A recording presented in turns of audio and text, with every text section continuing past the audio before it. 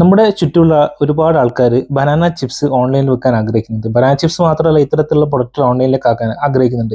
അപ്പോൾ രണ്ട് സഹോദരങ്ങളുടെ എക്സാമ്പിൾ പറഞ്ഞുകൊണ്ട് ഞാൻ ഈ ഒരു കേസ് നിങ്ങൾക്ക് പറഞ്ഞുതരാം, എങ്ങനെയാണ് ഇത് കൃത്യമായിട്ട് വർക്കൗട്ട് ആവുന്നത്. ഇപ്പോൾ രാം എന്ന് പറഞ്ഞിട്ടുള്ളൊരു ചേട്ടനുണ്ട്, ശ്യാം എന്ന് പറഞ്ഞിട്ടുള്ള അനിയനുണ്ട്. ഇദ്ദേഹം രണ്ടാൾക്കാരും ട്രഡീഷണലി ബനാന ചിപ്സ് മേക്ക് ചെയ്യുന്ന ആൾക്കാരാണ്. ഇവർ തീരുമാനിച്ചു ഇവർ ആമസോണിലേക്കും ഫ്ലിപ്കാർട്ടിലേക്കും മീഷോയിലേക്കും പ്രൊഡക്റ്റ് ലിസ്റ്റ് ചെയ്യാൻ വേണ്ടിയിട്ട്. അപ്പോൾ ഇവർ ലിസ്റ്റ് ചെയ്യാൻ വേണ്ടി നോക്കിയ സമയത്ത് ഇതിനകത്ത് മൂത്ത ആൾക്കാർ രാം എന്ത് ചെയ്തു വെച്ച് കഴിഞ്ഞാൽ, നിങ്ങൾക്കറിയാം ട്രഡീഷണലി അവരുടെ പാക്കറ്റ് ഈ രീതിയിലാണ് വരുന്നത്. ഈ ഒരു സെയിം പാക്കറ്റ് വെച്ചിട്ട് എന്ത് ചെയ്തു, അവർ ബിസിനസ് ചെയ്യാമെന്ന് വിചാരിച്ചു. ഓൾറെഡി ഒരു മാസം ആമസോണിൽ 48 ലക്ഷം രൂപയുടെ റവന്യൂ നടക്കുന്നത്. ഇപ്പോൾ ഇവിടെ നോക്കിക്കഴിഞ്ഞാൽ വളരെ കോമ്പറ്റീറ്റീവ് ആയിട്ടുള്ള ഒരു സെഗ്മെന്റ് ആണ്. വലിയ വലിയ ബ്രാൻഡുകൾ വളരെയധികം നല്ല രീതിയിൽ അഡ്വർടൈസ്മെന്റ് ചെയ്തിട്ട് വർക്ക് ചെയ്യുന്ന ഒരു സെഗ്മെന്റ് ആണ്. ഇദ്ദേഹം ഈ ഒരു സെഗ്മെന്റിലേക്ക് ഇദ്ദേഹത്തിന്റെ ഒരു ബ്രാൻഡും കൂടി ചെന്നു. പക്ഷേ വിചാരിച്ച പോലെ അല്ല സെയിൽ നടന്നത്. സ്റ്റാർട്ടിങ്ങിൽ ഭയങ്കര ബുദ്ധിമുട്ടായിരുന്നു. വളരെ സ്ലോ പേസിലാണ് ഇതിങ്ങനെ പോയിക്കൊണ്ടിരിക്കുന്നത്. ഓക്കെ, മറിച്ച് ഇദ്ദേഹത്തിന്റെ അനിയൻ ശ്യാം ചെയ്ത ഒരു മെത്തേഡ് എന്ന് പറഞ്ഞാൽ, അദ്ദേഹം ഇൻസ്റ്റെഡ് ഓഫ് ബനാന ചിപ്സ് അദ്ദേഹം എന്ത് ചെയ്തു, ജാക്ക് ഫ്രൂട്ട് ചിപ്സിലേക്കാണ് ഫോക്കസ് ചെയ്തത്. Jack fruit.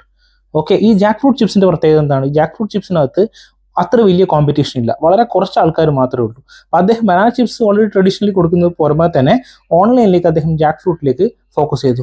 അതുകൊണ്ട് തന്നെ ആകെ ഒരു മാസം അതിനകത്ത് 21 ലക്ഷത്തിന്റെ സെയിൽ നടക്കുന്നെങ്കിൽ കൂടി പെട്ടെന്നൊരു ബ്രാൻഡ് ആക്കാനും പെട്ടെന്ന് അദ്ദേഹത്തിന് ബ്രാൻഡ് ബിൽഡ് ചെയ്യാനും സാധിച്ചു. അത് കാരണം തന്നെ സെയിൽസ് വളരെ ഫാസ്റ്റ് ആയിട്ട് കൂടുകയും അദ്ദേഹം അതിലൊരു ടോപ്പ് സെല്ലർ ആവാൻ പറ്റുകയും ചെയ്തു. ഇവിടെ കമ്പാരിസൺ നോക്കുകയാണെന്നുണ്ടെങ്കിൽ ഇവിടെ മാർക്കറ്റ് സാച്ചുറേറ്റഡ് ആയിട്ടുള്ള ഒരു സെഗ്മെന്റിലേക്ക് അദ്ദേഹം വീണ്ടും അദ്ദേഹത്തിന്റെ പ്രൊഡക്റ്റ് എടുക്കുകയാണ് ചെയ്തത്. പക്ഷേ ഇതൊരു റോങ് അപ്രോച്ച് ആയിരുന്നു. പ്ലാറ്റ്ഫോമിനെ കുറിച്ചിട്ട് കൃത്യമായിട്ടുള്ള അണ്ടർസ്റ്റാൻഡിങ് ഇല്ലാതെയാണ് അദ്ദേഹത്തിന്റെ പ്രൊഡക്റ്റ് ലിസ്റ്റ് ചെയ്യാൻ ശ്രമിച്ചത്. അദ്ദേഹം അതിന്റെ ആ ഒരു കോമ്പറ്റീഷനകത്ത് തന്നെ വീണ്ടും കിടന്നിട്ട് ഒരു പുതിയൊരു ബ്രാൻഡ് ക്രിയേറ്റ് ചെയ്യാൻ നോക്കിയത്. പക്ഷേ ശ്യാം ആണെന്നുണ്ടെങ്കിലോ മാർക്കറ്റ് സാച്ചുറേഷൻ ഇല്ലാതെ ഒരു പുതിയൊരു സെഗ്മെന്റിലേക്ക് അദ്ദേഹത്തെ പ്രൊഡക്റ്റ് കൊണ്ടുപോയി പ്ലാറ്റ്ഫോമിനെ കുറിച്ച് വ്യക്തമായിട്ട് മനസ്സിലാക്കിയ ശേഷമാണ് ലിസ്റ്റിംഗ് നടത്തിയത്.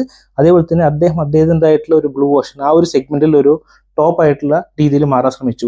ഇങ്ങനെ ആയിരിക്കണം നമ്മൾ നമ്മുടെ ലിസ്റ്റിങ്ങിന് അപ്രോച്ച് ചെയ്യേണ്ടത്. പിന്നെ അത് ഒരുപാട് കാര്യങ്ങൾ നിങ്ങൾക്ക് പഠിക്കാനുണ്ട്. അപ്പോൾ തീർച്ചയായിട്ടും ആമസോൺ, ഫ്ലിപ്കാർട്ട്, മീഷോ അത്തരത്തിലുള്ള പ്ലാറ്റ്ഫോമുകളെ കുറിച്ച് കൂടുതൽ അറിയുന്നുണ്ടെങ്കിൽ നിങ്ങൾക്ക് തീർച്ചയായിട്ടും 9895101787 എന്ന നമ്പറിൽ നിങ്ങൾക്ക് തീർച്ചയായിട്ടും കോൺടാക്ട് ചെയ്യാവുന്നതാണ്.